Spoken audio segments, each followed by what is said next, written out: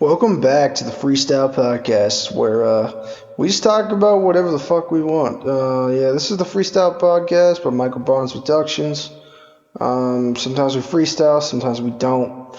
And today we're gonna go into part five of my whole story and how I started rapping and stuff. But basically, in grade 12 and grade 11 in high school, yeah, because grade 10 I started rapping, and then grade 11 and 12 sort of started to take it a little more serious. Started to just record freestyles in the booth and stuff like that in my friend's studio, and I recorded freestyles because this was after I didn't have much to do at school. It was pretty easy.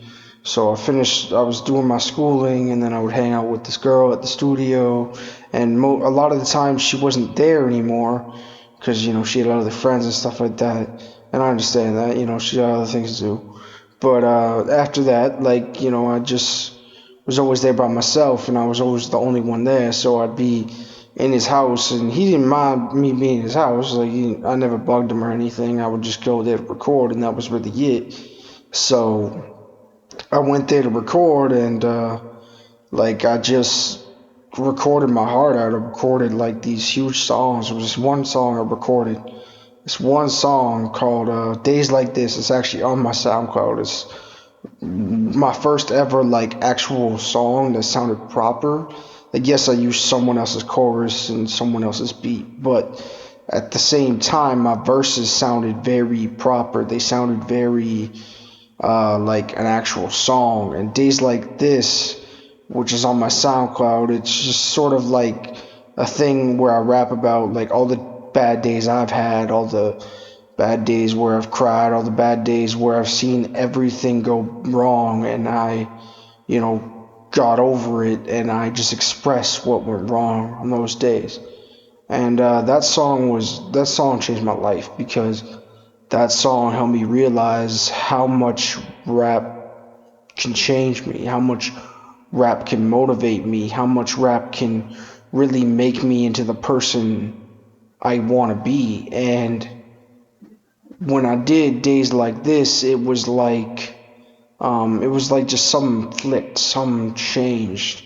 So when I did Days Like This, I first just recorded it, just because I thought it sounded good, and it really just sounded perfect. And then when I made it, and about a month later, there was this talent show. It was grade 12, so it was this talent show at school for our final year, and no one really signed up for the talent show. So, but people knew I could rap. They knew it was like a thing, and I didn't really show up much at school anymore or anything like that.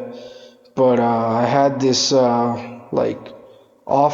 in high school. They're like, "Hey, Michael, you want to sign up for the talent show? We know you can rap. We were just wondering if you can still do that."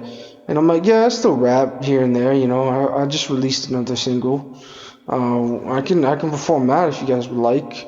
And then they're like, "Well, it just can't have swearing or anything." And I'm like, "It doesn't have swearing," which it didn't. It didn't have any swearing at all. It had a few maybe inappropriate things to talk about. It talked about drugs and prescription drugs.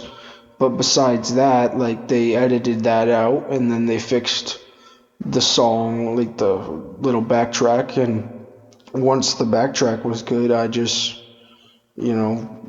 memorized the whole song, and then I literally memorized the whole song. It took 3 days for me to memorize that song. It was the first time I ever memorized a song, so I would literally just listen to it and then just read back out the lines, and then I had the lyrics typed on my computer. So I would just try to read back the lyrics and try to just do just the instrumental of the song and try to just see if I could get all my words correct towards the instrumental.